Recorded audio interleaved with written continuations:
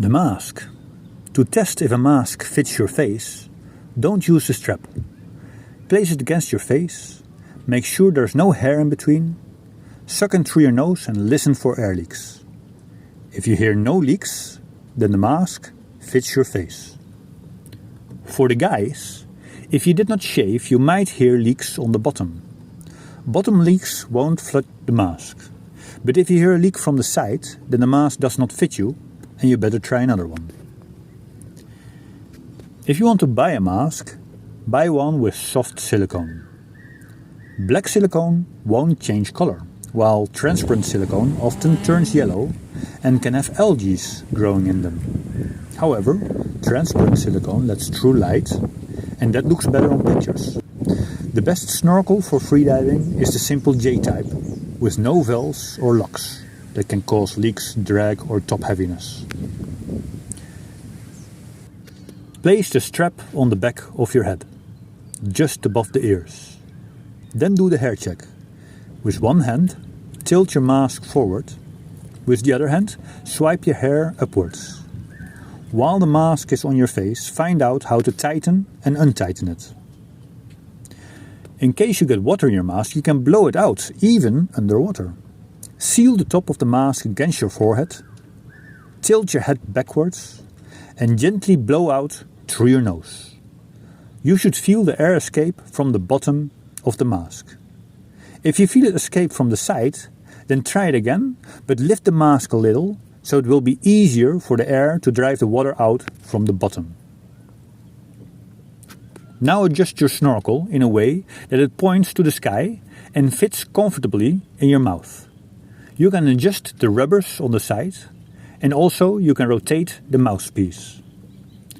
It's possible that a wave rolls into your snorkel. In that case, blast powerfully. Hoo! Then breathe in carefully and blast again. Hoo! There's often some water left in the snorkel, and if you breathe in slowly, you can slurp past it like how you slurp on hot tea. The second blast should clear the snorkel completely. Whew! Underwater, you can practice the blasting like this. Simply remove and replace the snorkel underwater. After you replace it, it will have filled with water. Then practice your blasting. Don't expect miracles. It might take you a few days before you can clear the snorkel effortlessly. When you're not using the mask, hang it around your neck so your hands are free and you won't lose it in the waves. Avoid getting sand in the mask, it will cause leaks. New masks often fog. It can help to put toothpaste on the glass, then wash it out before the dive. You can also use your spit. Brand new masks often have a layer of silicone that you can burn off with a lighter. Careful though, to keep the heat in the middle of the glass to not melt the silicone. You're now ready to enter shallow water with a flat bottom. Make sure the area is big enough to not accidentally drift away to a deeper area. Practice mask clearing.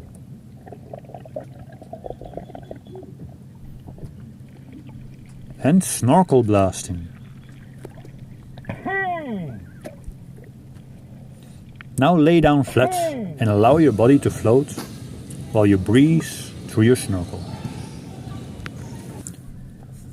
The duck dive. The duck dive is how a diver goes down if he doesn't have a rope to pull down on. This can be practiced in shallow water by making handstands. In order to make a handstand in shallow water, you will have to hold your breath. First, do the breathe up.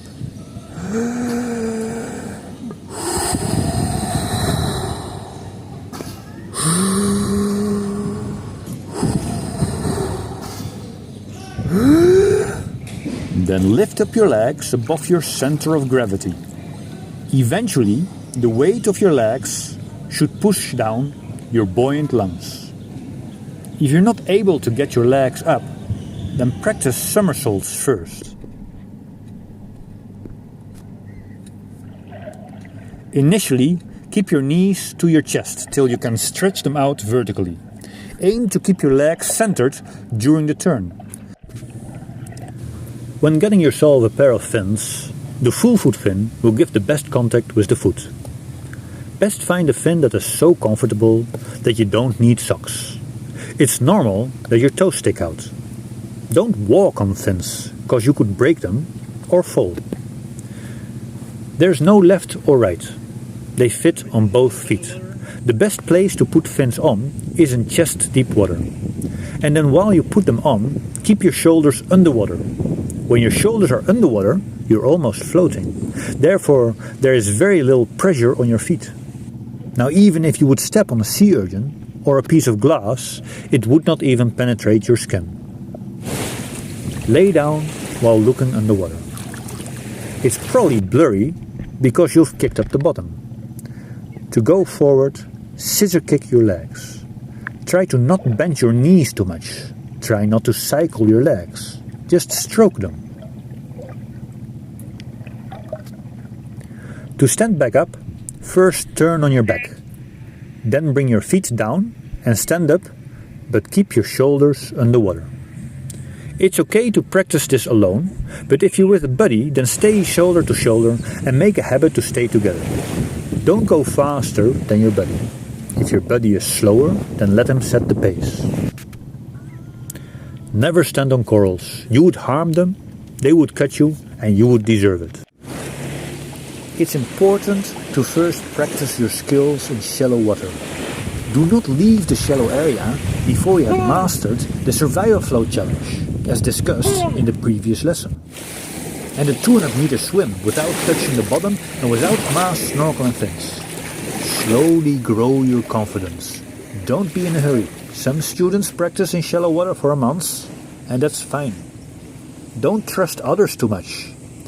Once you got your skills in place, swim short distances into deeper water and back to the shallow, like 30 seconds out and 30 seconds back. Have a capable buddy looking after you while you try this, but don't swim further than you would if you were alone.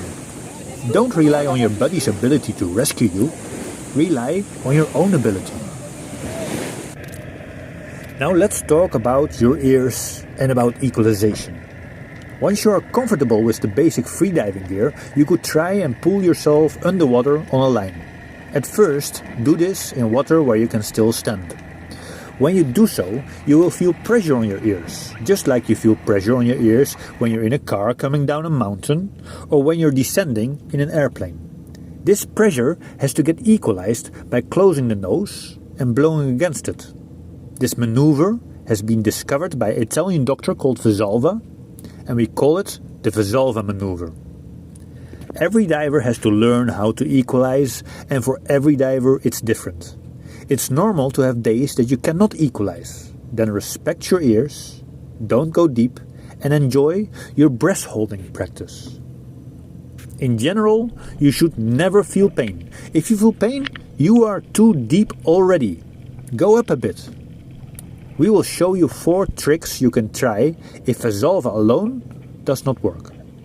First, jaw movements. Wiggle your jaws and again try Valsalva. Second, swallowing and try Valsalva. Third, bad ear up. If just one ear is blocked, hold it up for a few seconds, rock your head a bit to stretch the eustachian tube, and again, Valsalva. 4. Massage the area below your earlobe, above your cheek, and again, Valsalva. If you still can't equalize, then accept it. Don't be frustrated, just enjoy your breath hold time. You not being able to equalize should not be the reason to go up. Your reason to go up should be because you want to breathe. You not being able to equalize should be the reason to not go deeper. Now if after a few days you still can't equalize, then there is one more thing you can try. You can rinse your sinuses by sniffing up a salt water solution through your nose. This solution can either be seawater, a homemade solution, or a nasal spray from a drugstore. If it is your first time, it will probably make you cough. It will tickle in your nose, and you know you've done it the right way when you taste the salt water in your throat. After that, blow your nose and try to equalize again. Focus on duration, on the time you're able to stay underwater. Once your breath hold time gets longer, depth will follow very naturally. Diving down the line and how to safety each other. Practice these routines on land before your dive. You don't have to safety each other on every dive. But if you're going to push for a longer or deeper dive time, then it's safer to have someone looking after you. First of all, learn to float motionless on the surface, so your heart rate goes down and you have the best breath hold time. When you're ready to dive, signal, "You, look at me." Okay? If your buddy is not ready, he should give a stop sign. If your safety buddy signs back with "Okay," then he promised to look after you from the beginning till the end of your dive. Even if he gets stung by jellies or when other divers want something from him, he should remain devoted to the diver. Once you descend, he should start his stopwatch or start counting. He should keep his hand on the dive line so that he can feel your movements on the rope. You could ask him to give a tap or double tug on certain time intervals, like every 10 seconds. Rope tugs should be given back. If the diver is not holding the line, you could use the grouper call to communicate. It's a sound you make in your throat without blowing out. And under calm conditions, it can carry 50 meters. The diver should return the call, meaning, "Yep, I'm still awake." On the way down, remember to equalize. If you're pulling down on a rope, then there's no need to move your legs. Allow them to float up. When you feel the need to breathe, you should let yourself float back up to the surface. Once on the surface, keep your face in the water and try to recover from your breath hold through the snorkel. This is a skill that takes some time to master. The only way to make it effortless is by practicing it over and over. Once you're able to do it, you can choose to either recover through the snorkel or with your head out of the water. Once you're breathing, make eye contact with your safety buddy. He will ask you if you're okay. Then maintain eye contact with him while you count till 5 on his fingers in front of your face and once again asks if you're okay. Divers can black out on the surface without warning, so make sure to keep that eye contact for a while. In the eyes of the diver, you can see exactly how he is doing. If you see the eyes close or in any other way suspect that he passed out, then immediately rotate him from the shoulders. Clear his airway, make sure his snorkel is out, and make sure that his mouth stays out of the water. To do this, put your palms together, place your palms in his neck, and your fingers towards his ears, away from the carotid artery. Blackouts happen seldom. If they happen, they are short. Most blacked out divers wake up again between 5 or 10 seconds. But if you would not be there, they could drown. The diver recall sign. If you want your diver to abandon his dive and come up without delay, then give him 4 repetitive signs, either 4 rope tugs, 4 grouper calls, or 4 sound taps. The same sign can be used by the diver when he wishes the safety buddy to come down for him. At one point, it will be handy to measure your arm span, because it can give you an indication of how deep you have been by counting your pulls. This works provided you use your full arm span every time you pull down and provided the dive line goes straight down. Most men have an arm span from around 150 centimeters. If they pull 4 times, their bottom hand is at 6 meters. Most girls have an arm span around 133 centimeters. If they pull 3 times, their bottom hand will be at 4 meters. When you measure your arm span, don't count your fingers, because you will need them to hold the rope.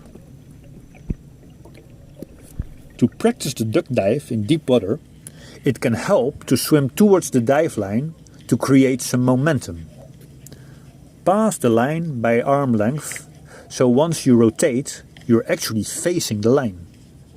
Hook your body at the hips by pointing your head to the bottom and throw your legs up. You basically need to get the weight of your legs exactly above the center of the lungs. Then make one arm stroke to pull your legs underwater. Now start kicking your legs. As you swim down, remember to equalize.